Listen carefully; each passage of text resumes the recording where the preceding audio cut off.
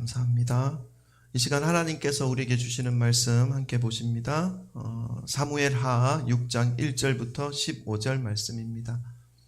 6장 1절부터 15절 한 절 한 절씩 교독하고 마지막 절 합독하겠습니다. 제가 먼저 1절 읽습니다.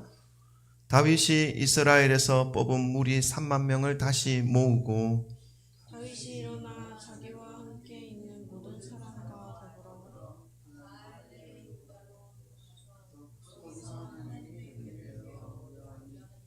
그 괴는 그룹들 사이에 좌정하신 만군의 여호와의 이름으로 불리는 곳이라. 그들이 하나님의 궤를 새 수레에 싣고 산에 있는 아비나답의 집에서 나오는데 아비나답의 아들 우사와 아효가 그 새 수레를 모니라.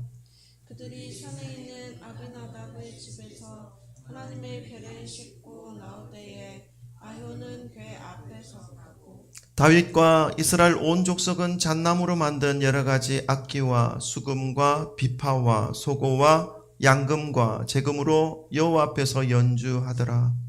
그들이 나궁의 타작 마당에 이르러서는 소들이 뜸으로 우사가 손에 들어 하나님의 궤를 붙들었더니 여호와 하나님이 우사가 잘못함으로 말미암아 진노하사 그를 그곳에서 치시니 그가 거기 하나님의 궤 곁에서 죽으니라. 여호와께서 우사를 치심으로 다윗이 분하여 그곳을 베레스우사라 부르니 그 이름이 오늘까지 이름이라.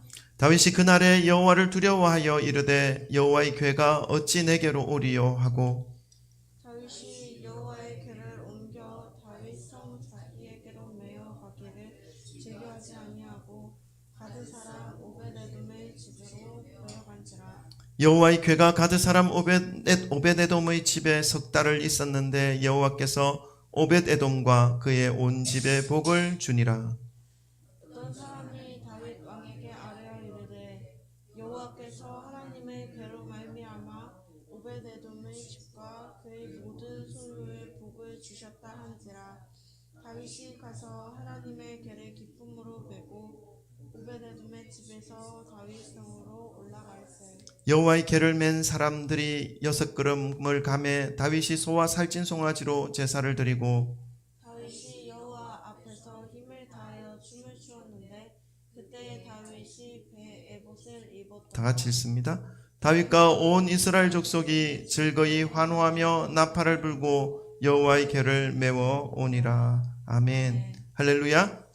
하나님의 은혜와 평강이 함께 하시기를 소망합니다. 아멘. 드디어 4월 10 총선이 끝났습니다. 여러분 우리나라는 4년마다 총선이 있고 5년마다 대선을 치르는 그런 선거 제도를 가지고 있죠. 저는 이 선거가 치루어지는 기간 동안에 참 많은 것들을 보고 느낍니다. 어느 쪽을 지지하고 어느 쪽을 싫어하고 이렇게 하는 것이 아니라 서로 간에 오고 가는 이 비방에 섞인 말들을 참으로 많이 들려오는 것을 들을 때, 말들이 들려오는 것을 들을 때에 인간들이 가지려고 하는 이 잘못된 권력욕들을 보게 되는 것이죠. 그래서 다시 인간에 대한 여러 가지 어떤 개념과 관념들을 생각하게 됩니다. 그 인간의 범주 안에 있는 저에 대해서도 한번 돌아보는 시간을 가지게 되고요. 이 선거 기간에 특히 많이 혼란스럽고 비방과 부정적인 말들을 들으면서 마음이 썩 그렇게 좋은 것은 아니었다라는 것을 말씀을 드립니다. 그럼에도 불구하고 그 기간들을 통해서 제 자신을 살필 수 있는 그런 시간을 가지게 됩니다. 아무튼 선거는 끝났고 또 4년 동안 이 대한민국의 지역의 발전을 위해서 일할 일꾼들이 세워졌습니다. 마음에 드는 사람이 세워졌을 수도 있고 지지하지 않는 사람이 세워졌을 수도 있겠지만 모든 권위는 하나님께로부터 오는 것이라는 것을 인정하시면서 대통령과 지역 일꾼들을 위해서 바르게 정말 이 국가를 위해서 일할 수 있도록 기도해 주시기를 바랍니다. 오늘도 여러분 우리 한 주간 믿음 안에서 살아온 사랑하는 지체들에게 먼저 인사하고 말씀을 받도록 하겠습니다. 우리 돌아보시면서 사랑합니다. 축복합니다. 잘 오셨습니다. 할렐루야. 아멘. 아멘. 감사합니다. 네. 네, 감사합니다. 할렐루야. 네. 오늘 본문 말씀은 우리 다윗이 이스라엘의 왕이 되고 난 이후에 이제 그 나라를 하나님을 중심으로 세워가려고 하는 그 과정 중에서 나타난 한 사건을 말씀하고 있습니다. 그 사건을 통해서 하나님을 섬기고 또 우리가 하나님을 바르게 섬기고 신앙하는 그런 자의 그런 자의 삶을 살면서 바른 모습으로 하나님을 섬길 수 있는 그런 마음가짐에 대해서 다시 한번 말씀을 통해서 새기기를 원하고 또 그 마음으로 이 믿음의 길을 또 굳건하게 갈 수 있기를 위한 간절히 바라는 마음으로 말씀을 준비하였습니다. 이 시간 성령님께서 여러분 한 분 한 분의 심령 가운데 깨닫게 하는 은혜를 부어주셔서 정말 말씀에 순종하시기를 간절히 소망합니다. 다윗은 이스라엘의 왕이 되고 난 이후에 이스라엘의 그 예루살렘을 점령하고 있었던 이방민족을 다 몰아내고 이 예루살렘을 차지합니다. 점령합니다. 그리고 그 예루살렘을 새로운 수도로 삼았습니다. 이 예루살렘을 이스라엘을 이끌어 나아갈 신앙의 중심지로 이제 세웠던 것이죠. 그래서 거의 100년 동안 기랏 야림이라고 하는 장소, 오늘 성경 본문 말씀에서는 바알레 유다라는 지명으로 사용하고 있는데 같은 지명입니다. 기랏 야림의 옛 지명이 바알레 유다였습니다. 그래서 바알레 유다 지역에 있었던 아비나답의 집에 100년 정도 머물러 있었던 그 하나님의 언약궤를 예루살렘으로 옮기기를 원하였던 것이죠. 그래서 그 옮기는 과정의 내용의 말씀이 오늘 본문 말씀의 내용입니다. 그런데 정말 100년 동안 거의 방치되다시피 한 이 여호와의 임재를 상징하는 하나님의 언약궤가 새롭게 세워진 수도 가운데로 옮겨지는 과정 가운데 한 사건이 벌어집니다. 다윗이 예루살렘으로 언약궤를 옮기려고 하는 이 모습을 통해서 우리에게 주시는 몇 가지 교훈들이 있습니다. 무언가 하면요, 그 언약궤 안에는 무엇이 들어있습니까? 십계명 돌판이 들어있습니다. 언약궤 안에. 그리고 그 내부를 볼 수 없도록 그 뚜껑을 닫고 있죠. 언약궤 뚜껑. 그 언약궤 뚜껑을 뭐라고 합니까? 속죄소라고 말합니다. 그 언약궤 뚜껑 위에 어떻게 되어 있냐면 천사가 날개를 펴서 이렇게 딱 그렇게 하고 있는, 그래서 그 언약궤 뚜껑이 속죄소입니다. 제가 이제 인터넷 찾아보면서 성경 말씀에 가장 가깝게 묘사해 놓은 그 언약궤의 모습을 좀 실었는데요. 저렇게 되어 있습니다. 금으로 완전 황금으로 다 치장되어 있습니다. 그리고 언약궤 안에 십계명 돌판과 아론의 쌍난 지팡이와 만나가 들어 있죠. 그 안에 이제 만나는 아마 사라졌을 것입니다. 모르겠습니다. 어쩐지 한 번도 본 사람이 없으니까. 근데 이제 거기에 볼 수 없도록 뚜껑을 닫아놨습니다. 그런데 그 뚜껑이 지금 천사들의 이 날개를 펴서 이렇게 딱 옹이하고 있는 저런 모양입니다. 그래서 좀 신기한 게 있죠. 뒤에 양옆에 고리가 있어서 황금 이게 막대기로 걸어 놓았습니다. 그래서 언약궤를 옮길 때는 저 막대기에 고앗지파 사람들이 어깨에 메고 아주 조심스럽게 이렇게 옮겨가야 하는 그런 어떤 규정이 있습니다. 그래서 지성소 안에 언약궤가 들어가 있을 때는 저 막대기를 빼고 언약궤 위치하게 하고 옮길 때는 거기에 고리에 끼워서 이렇게 옮기게 하는 것이죠. 이 언약궤의 모습을 보면 우리에게 참 귀한 은혜를 주고 있음을 볼 수가 있습니다. 언약궤 안에 있는 십계명 돌판은 하나님의 율법입니다. 하나님의 계명, 하나님의 말씀입니다. 그러니까 하나님의 백성들이 살아갈 삶의 기준이 그 속에 들어 있습니다. 근데 하나님의 말씀의 그 삶의 기준대로 인간이 살아갈 수 있는 인간은 아무도 없습니다. 늘 하나님의 율법 앞에 죄인인 것을 드러나게 되는 것이죠. 그러면 어떻게 합니까? 그 죄로 인해서 하나님 율법을 지키지 못한 것으로 인해서 죽어야 하고 죄의 어떤 결과물을 자신들이 받아내야 합니다. 그런데 1년에 한 번씩 대속죄일에 동물을 잡아서 동물의 피를 저 속죄소, 천사가 이렇게 옹이하고 있는 그 속죄소 위에 동물의 피를 뿌림으로 인해서 이 하나님의 말씀과 하나님의 율법을 온전히 지키지 못한 인간들의 그 모든 죄들을 속죄해주는, 사해주는 그런 은혜가 흘러오는 것이 바로 속죄소입니다. 그러니까 이 언약궤에는 하나님의 율법과 공의와 정의와 심판이 있는 것과 동시에 하나님의 사랑과 긍휼과 은혜와 구원이 함께 공존하고 있는 그러한 것이 바로 이 언약궤인 것이죠.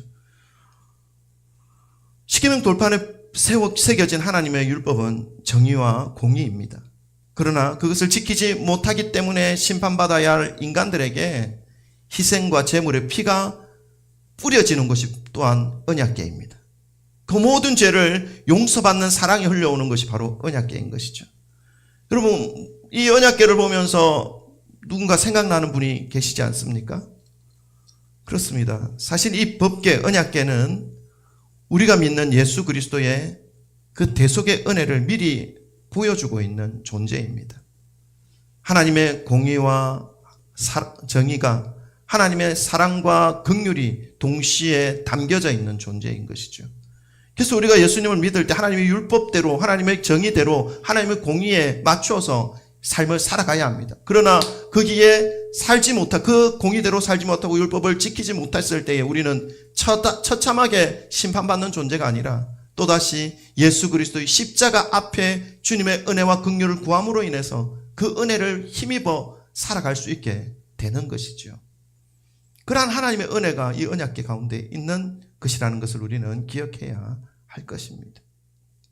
이러한 언약궤가 이스라엘의 수도로 새롭게 지정된 예루살렘으로 들어와서 이제 자리를 잡게 될 때에는 이 다윗이 통치하는 이 이스라엘은 영적으로 더욱더 굳건한 나라가 될 것이고, 백성들에게는 이스라엘을 다스리시는 분이 다윗이 아니라 하나님이라는 사실을 공식적으로 선포하는 그러한 의미가 있는 것입니다. 그래서 이 다윗으로서는 이 언약궤를 예루살렘으로 옮기는 이 일이 엄청나게 중요하고 소중한 그러한 의미를 담고 있었던 사역이었던 것이죠. 그런데 이 블레셋 근처 기랏 야림, 바알레 유다 그 지역에서 100년간 머물러 있었던 이 언약궤를 예루살렘으로 옮기는 가운데 예상치 못한 사건이 발생해 버립니다. 나라적으로 볼 때는 너무나 큰 경축의 날입니다. 그런데 그 경사스러운 그날에 찬물이 쏟아지는 것 같은 악재가 발생한 것입니다. 어떤 악재입니까? 우리 한번 읽어볼까요? 6절부터 7절까지 말씀입니다. 우리 한번 읽어보십시다. 다 같이 읽습니다. 시작. 다윗이 이스라엘에서 뽑은 무리 3만 명을 다시 모으고 다윗이 일어나 자기와 함께 있는 모든 사람과 더불어 바알레 유다로 가서 거기서 하나님의 궤를 메어 오려 하니 그 궤는 거룩들 사이에 자정하신 만군의 여호와의 이름으로 불리는 것이라. 그들이 하나님의 궤를 새 수레에 싣고 산에 있는 아비나답의 집에서 나오는데 아비나답의 아들 우사와 아효가 그 새 수레를 모니라. 그들이 산에 있는 아비나답의 집에서 하나님의 궤를 싣고 나올 때에 아효는 궤 앞에서 가고 다윗과 이스라엘 온 족속은 잣나무로 만든 여러 가지 악기와 수금과 비파와 소고와 앙금과 제금으로 여호와 앞에 연주하더라. 그들이 나곤의 타작마당에 이르러서는 소들이 띠므로 우사가 손을 들어 하나님의 궤를 붙들었더니 여호와 하나님이 우사가 잘못함으로 말미암아 진노하사 그를 그곳에서 치시니 그가 거기 하나님의 궤 곁에 죽으니라. 아멘. 여러분, 100년간 방치되다시피 한 이 언약궤, 여호와의 언약궤를 이스라엘의 수도인 예루살렘으로 옮기는 이 국가적인 경축의 날에 하나님이 진노하셨습니다. 그래서 한 사람을 죽이십니다. 그 사람이 우사죠. 그럼 왜 우사가 죽었습니까? 왜 죽을 만한 이유가 무엇이었을까요? 우사의 행동이 지금 뭐가 잘못된 것입니까? 우리가 이런 본문의 말씀을 묵상하고 대할 때에 이런 질문들이 항상 발생합니다. 이런 비슷한 질문을 하게 하는 말씀이 또 신약에도 있습니다. 이제 교회가 처음으로 시작되었고 초대교회 그 공동체 안에서 이 아나니아와 삽비라의 사건이 일어나죠. 그래서 아나니아와 이 삽비라가 하나님 앞에서 동시에 그 자리에서 죽는 일이 벌어집니다. 물론 그 당시에 자신의 재산을 교회에 바쳐서 하나님의 복음 사역이 이제 힘있게 진행되어지는 그러한 어떤 태동의 시간 아니겠습니까? 하나님의 복음의 출발점이고 교회가 이제 세워져서 주님의 사명을 감당하는 그 첫 스타트 그 지점에 아주 찬물을 부었는 그런 어떤 일들이 지금 사건들이 벌어진 것이죠. 아나니아와 삽비라의 사건. 오늘은 아나니아와 삽비라 사건을 우리가 보는 것이 아니라 이 웃사의 사건을 보기 때문에 웃사를 좀 더 보도록 하겠습니다. 근데 우리에게 주시는 하나님의 그 교훈은 대등소이합니다. 유사합니다. 웃사의 사건과 아나니아와 삽비라의 사건. 오늘 이 말씀을 통해서 우리가 정말 하나님 앞에서 신앙한다, 하나님을 믿는다, 하나님을 사랑하면서 말씀대로 산다 하는 것이 어떤 의미를 가지는 것인지를 좀 마음에 새기시는 그런 이 시간 되기를 소망합니다.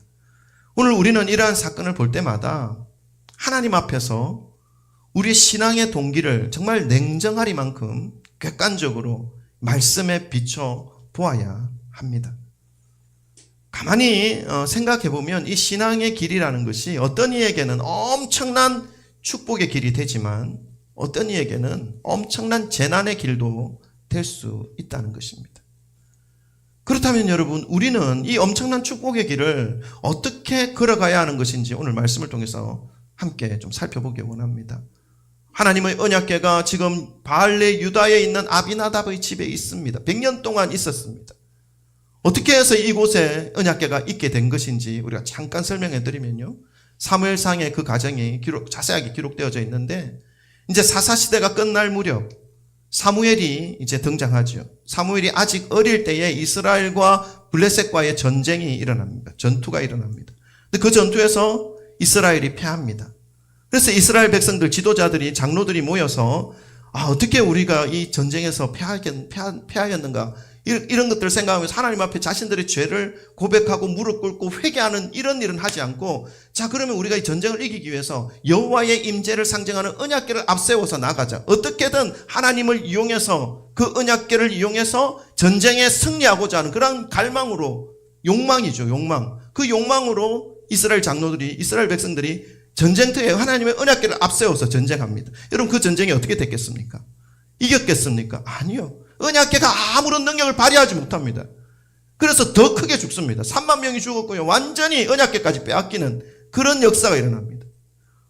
여러분, 우리에게 어떤 일이 벌어졌을 때에 하나님의 능력을 이용해서 그 위기를 모면하려고 하지 마시기 바랍니다. 그때에 하나님 앞에 무릎 꿇으시기 바랍니다. 하나님, 저에게 긍휼을 베풀어 주십시오. 저에게 있는 악한 모습들이 무엇인지, 제 마음속에 있는 더러운 것들이 무엇인지, 하나님이 나에게 제거하시고자 하시는 것이 무엇인지를 깨달을 수 있게 해주십시오. 이 마음으로 하나님 앞에 가는 것이 먼저입니다. 그러면 하나님께서 우리의 그 모든 것들을 다시 회복시켜 주시는 것이죠. 근데 이스라엘 백성들은 그런 시간을 가지지 않았습니다. 어떻게든 자기의 욕심을 채우기 위해서 하나님의 어떤 능력을 이용해 보려고 언약궤를 들고 간 것이죠. 그래서 블레셋에게 빼앗겨서 7개월 동안 블레셋 땅에서 언약궤가 머물러 있게 됩니다. 그래서 처음에 다곤의 신장, 그러니까 블레셋 사람들이 믿는 우상이죠. 우상의 그 신전에 언약궤가 놓여집니다. 그랬더니 그 언약궤가 놓여진 그날 밤에 이 다곤 신상이 무너지고 파괴되어지는 그런 역사가 일어납니다. 그래서 이 블레셋 사람들이 두려워서 이제 폭탄 떠넘기듯 하듯이 너희 지방에 가라, 너희 지방에 가라 하면서 그 언약궤가 그 블레셋 지역에서 움직여 다닙니다. 근데 움직여 다닐 때마다, 움직이는 곳마다, 머무는 곳마다 전염병이 일어납니다. 수많은 사람들이 죽습니다. 도저히 7개월 동안 더 이상 가지고 있지 못하여서 술에 아기를 방금 난 젖나는 암소, 그러니까 젖이 나는 암소입니다. 암소에게 암소가 끄는 수레를 만들어서 거기에다가 언약궤를 세워서 이스라엘로 돌려보냅니다.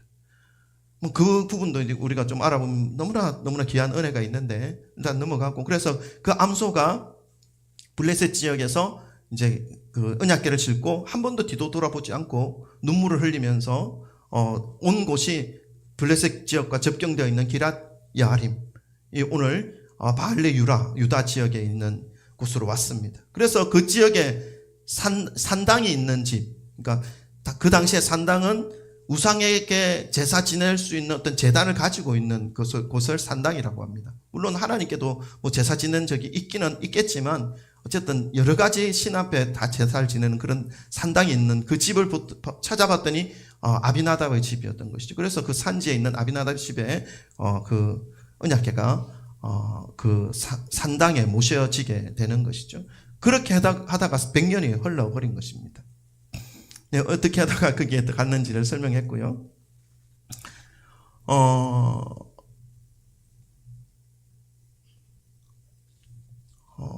근데 이 언약궤가 옮겨질 때에는 그냥 옮겨져서는 안 됩니다. 다윗 왕은 이 나라가 이제 안정되어지자마자 이 언약궤를 기억하였고 예루살렘으로 옮기려고 하는 그런 마음으로 지금 옮기려고 하고 있는 것입니다. 그래서 다윗 왕으로서는 이 언약궤를 옮기는 일에 엄청나게 지금 정성을 다하고 있는 모습을 볼 수가 있습니다. 1절에 보니까 이 일을 위해서 3만 명이나 되는 사람들을 보내었다라고 말씀하고 있죠. 여러분, 언약궤 하나 옮기는데 뭐 3만 명이나 보냅니까? 우리가 생각해 한 1000명만 해도 남고 남는 인원 아닙니까? 그러나 이 다윗 임금으로서는 3만 명이라고 하는 엄청난 숫자의 사람들을 이 언약궤를 모시고 오는 것에 동참시켰고 정성을 다한 것이죠. 아주 최선을 다해서 옮겨가는 것이죠. 그런데 우리가 이 과정을 보면서 이상한 부분을 발견할 수가 있습니다. 그래서 6장 3절에 보면 우리가 6장 3절 한번 좀 펼쳐봐 주세요. 예.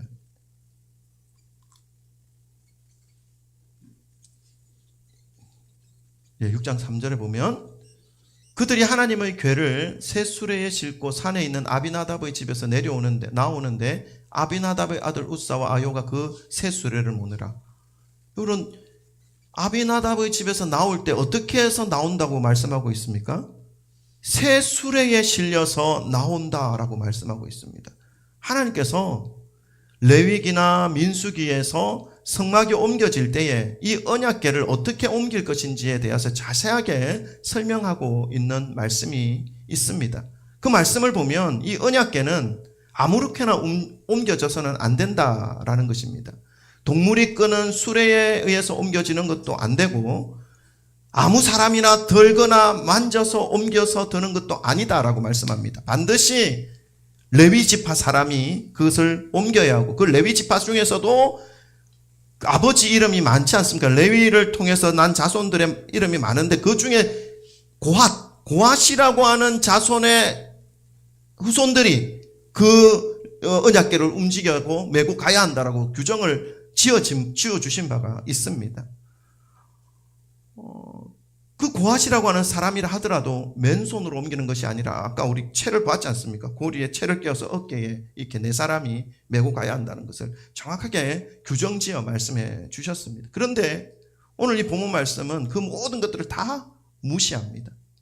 소가 끄는 수레에 실어서 언약궤가 아비나답의 집에서 나옵니다.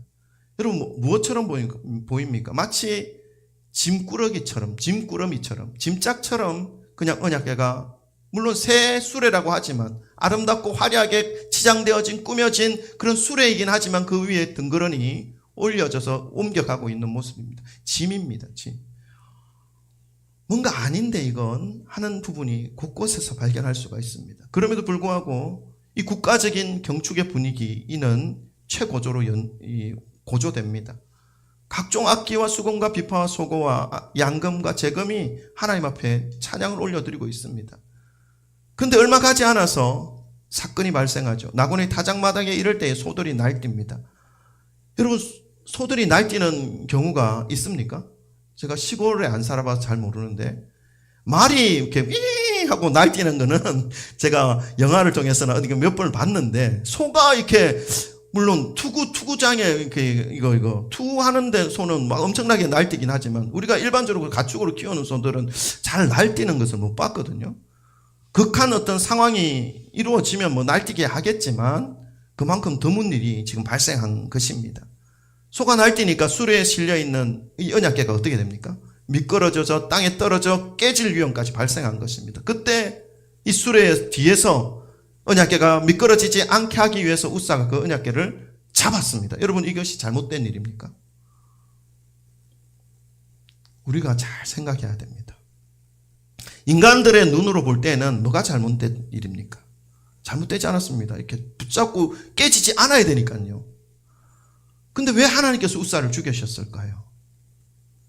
여러분, 이것이 이해가 안 된다면 하나님의 판단이 잘못된 판단으로 또 인식할 수가 있습니다. 여러분, 하나님은 잘못된 판단을 내리지 않습니다. 7절에 보니까 하나님이 웃사가 잘못함으로 말미암아 진노하사라고 말씀하고 있습니다. 여기서 우리는 이 웃사의 잘못이 무엇인지를 연구해야 합니다. 첫째로 우리가 좀 생각할 수 있는 것은 이 웃사는 하나님의 임재를 상징하는 언약궤를 맨손으로 그냥 만져버렸습니다. 이것은 하나님의 명령을 어긴 것이죠. 민수기 4장 15절에 이런 말씀이 있습니다. 우리 한번 읽어볼까요? 다 같이 있습니다. 시작. 진영을 떠날 때에 아론과 그의 아들들이 성소와 성소의 모든 기구를 덮는 일을 마치거든 고핫 자손들이 와서 맬 것이라. 그러나 성물은 만지지 말라. 그들이 죽으리라.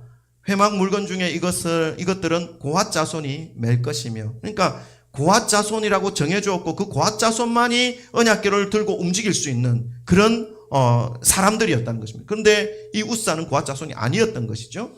그리고 또 잘 읽어보시면 진영을 떠날 때에 아론과 그의 아들들 누구죠? 제사장들입니다. 제사장들이 성소의 모든 기구를 덮는 그 회막의 천들을 가지고 성소의 모든 기구들을 덮어버립니다.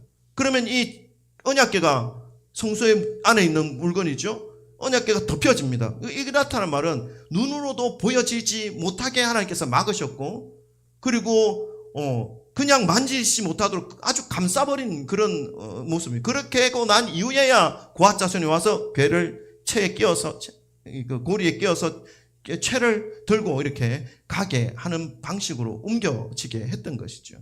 그렇지 않으면 그들이 죽으리라 명령하고 말씀하고 있습니다. 그런데 이런 하나님의 말씀을 완전히 무시한 채로 옮겨지고 있는 언약궤였습니다. 그런데 웃사만 지금 죽음을 당합니다. 거기에 앞에 아효도 있었다 말씀하지 않습니까? 이 부분에 대해서 성경학자들이 웃사가 이 일을 계획하였고 주도하였던 인물이라고 많이 보고 있습니다. 여러분 발견하셨는지 모르겠지만 2절에 보면요. 2절 한번 보여주세요. 6장 2절에 보면 2절 다윗이 언약궤를 옮겨오기 위해서 바알레 유다로 사람을 3만 명 보내었을 때 어떻게 하기 위해서 보냈다고 말씀하고 있습니까? 2절에 보니까 하나님의 궤를 메어오려 하니, 이 다윗은 그 규정을 알고 있었어요. 그래서 하나님의 궤를 메어오기 위해서 사람을 보낸 겁니다. 그 아비나답의 집에. 그런데 정작 아비나답의 집에서 나올 때는 이 언약궤가 고핫 자손의 어깨에 매여서 나오는 것이 아니라 소가 끄는 새 수레에 실려서 나오는 언약궤였던 것이죠. 뭔가 아비나답의 집 안에서 바뀌었습니다. 영향력 있는 한 사람의 말에 의해서 편하게, 사람이 무겁게 이게 들 필요가 뭐 있겠냐, 그냥 소에 실어서 그냥 간편하게 가자라는 이런 말에 아마 말을 따랐던 것 같습니다. 물론 뭐 그의 아버지 아비나답이 그 집에 있을 때에 언약궤가 자신의 집에 들어올 때도 소가 끄는 수레에 실려왔던 거죠. 근데 여러분, 그것은 이방의 블레셋 사람들이 이런 하나님의 말씀에 대해 전혀 알지 못하여서 그저 두렵고 무서운 마음에 소에 실어서 그냥 보내는 그런 상황 가운데 소에 실어서 끌려온 것입니다. 그것을 기억하고 있었던 웃사의 어떤 그런 생각이었을 수도 있겠다는 생각이 듭니다. 아무리 그렇다 하더라도 웃사의 이런 모습은 많은 의문이 남습니다.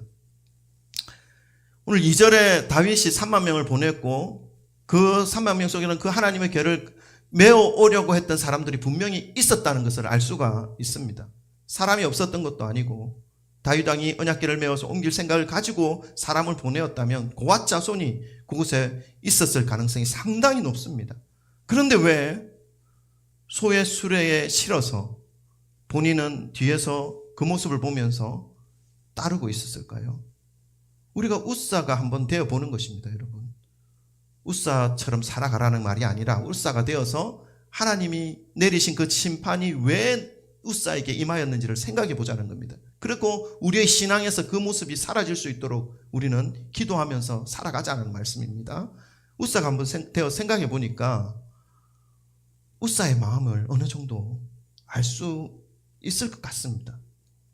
자신의 집에 거의 100년 가까이 머물러 있었던 언약궤입니다. 누구보다도 언약궤를 잘 알고 있고 언약궤를 보관하고 있었다고 하는 이러한 자신들의 어떤 공로를 가지고 있었던 인물이었던 것이죠. 이런 상황 속에서 고앗 자손들이 이 언약궤를 메고 어깨에 메고 나간다면 이제 막 시작된 다윗의 왕국에서 왕과 백성들의 시선이 이 아비나답의 집, 우사의 집, 아요의 집, 거기서 100년 동안 머물러 있었던 그러한 어떤 공로에 집중되어지기보다는 어디에 집중되겠습니까? 언약궤를 맨 그 고앗 자손의 그 모습, 언약궤가 이제 이스라엘 백성, 이스라엘의 그 예루살렘 수도인 예루살렘으로 들어가는 그 모습에 집중하고 스포트라이트를 거기에 비출 것입니다. 우사는 그것에 좀 섭섭한 마음이 들었을 것 같아요. 100년간 자신의 집에 머물러 있었던 언약궤 아닙니까?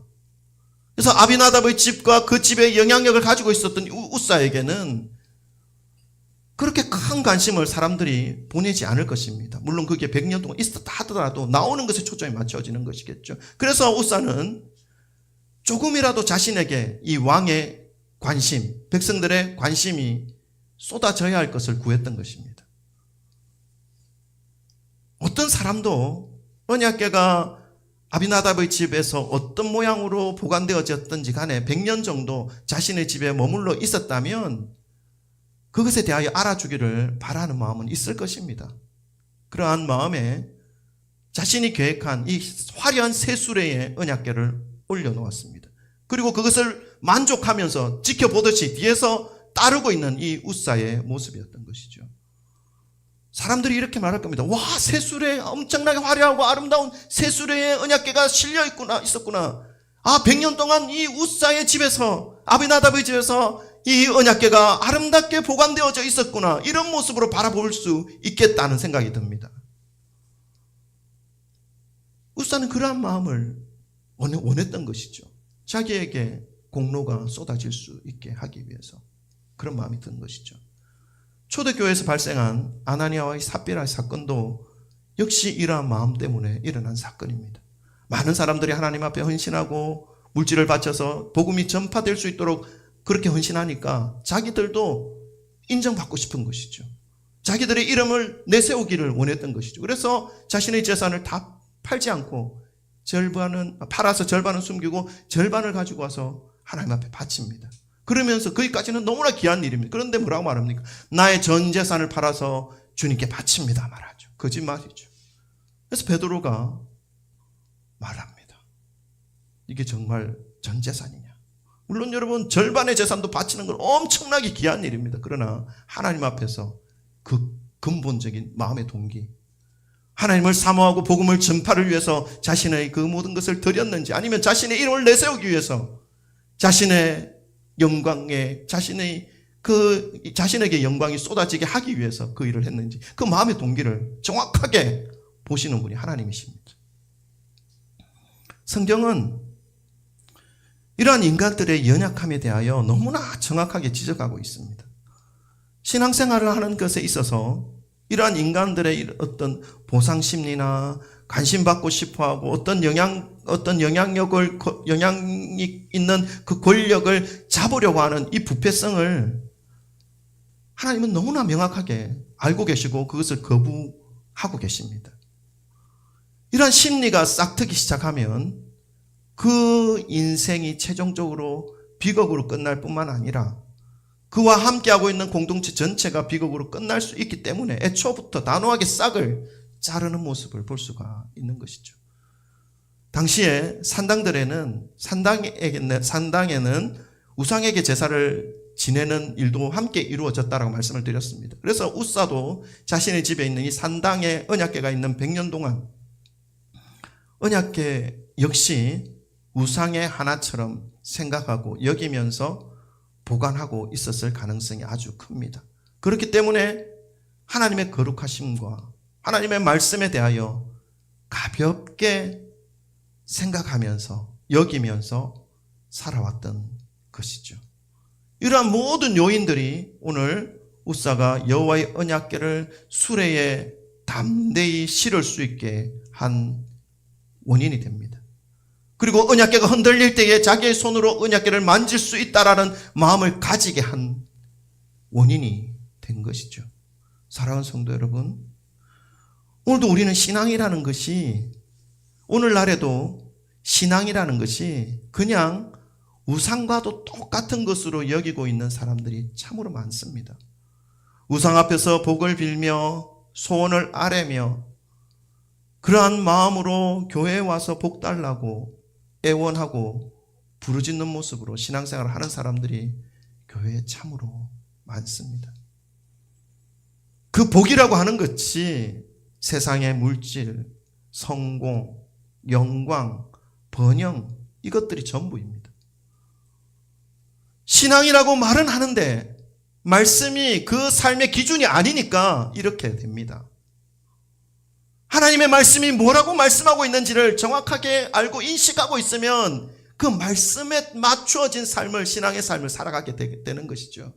그것이 세워져 있지 않으니까 그냥 똑같은 우상을 섬기는 그런 모양으로 교회에 와서 그렇게 신앙생활을 하는 것으로 그렇게 살아가고 있는 모습입니다. 여러분, 정말로 하나님을 바르게 알면, 정말로 하나님의 말씀을 더 깊이 마음에 새기고 묵상하며 살아가게 되면 여호와 하나님께 진짜로 진심으로 구하게 되는 것이 있습니다. 그것은 뭐냐면요, 하나님 말씀대로 살게 해주십시오. 주님의 모습을 더 닮아가게 해주십시오. 더 많은 사람들에게 하나님의 사랑을 전할 수 있고 생명복음을 전할 수 있도록 저를 도구로 써주십시오. 주님의 마음을 기쁘시게 할 수 있도록 제 삶을 바르게 세워주십시오. 이렇게 고백하고 구하는 자신을 발견할 수가 있습니다. 말씀이 그 마음속의 중심이 되어서 살아가는 사람들에게는 이러한 모습이 나타나게 되어 있습니다. 이것이 세상의 물질보다, 세상의 성공보다, 세상의 영광보다, 번영보다 더 귀하고 더 좋은 것이라는 것을 믿음의 중심에 들어가면 들어갈수록 더 많이 알게 되고 간절해지게 되는 것을 깨닫게 되기 때문입니다. 그렇다고 직장 내팽개치고 산 위에 올라가서 도인처럼 살아가라는 말씀이 아닙니다. 세상 속에서 맡겨진 일들을 하면서도 내면에 원하는 것은 하나님의 영광을 위해서 일을 합니다 라고 하는 그 마음이 잃어버리지 않는 것이죠. 그러니까 신앙생활을 하는 내면의 동기와 실제 삶 속에서 살아가는 그 내면의 동기가 일치되어서 살아가는 것입니다. 하나님께 쓰임받기 위해서, 하나님께서 영광 받으시기를 위해서, 하나님께서 사용하실 수 있도록, 하나님의 모습을 닮아갈 수 있도록, 하나님의 말씀을 따를 수 있도록 하는 그러한 마음으로 그 일들을 해나가는 것이죠. 교회에서는 이렇게 하고 세상에서는 전혀 다른 모습으로 살아가는 것이 아니라는 것입니다. 오늘 우사의 사건을 통해서 저와 여러분의 신앙이 이 겉과 속이 일치되고 교회에서의 모습과 사회에서의 모습이 일치되고 하나님을 믿는 신앙의 그 내적 동기와 직업 속에서 일을 하는 그 내적 동기가 일치되어서 누가 알아주지 않더라도 하나님만 바라보시면서 매일매일 천국을 향해 준비하시는 정말로 진실된 진정한 신앙생활을 살아가시는 우리 모든 귀한 성진교회 성도님들이 되시기를 주님의 이름으로 축원합니다. 기도하겠습니다. 여러분, 오늘 우리 우사의 이 사건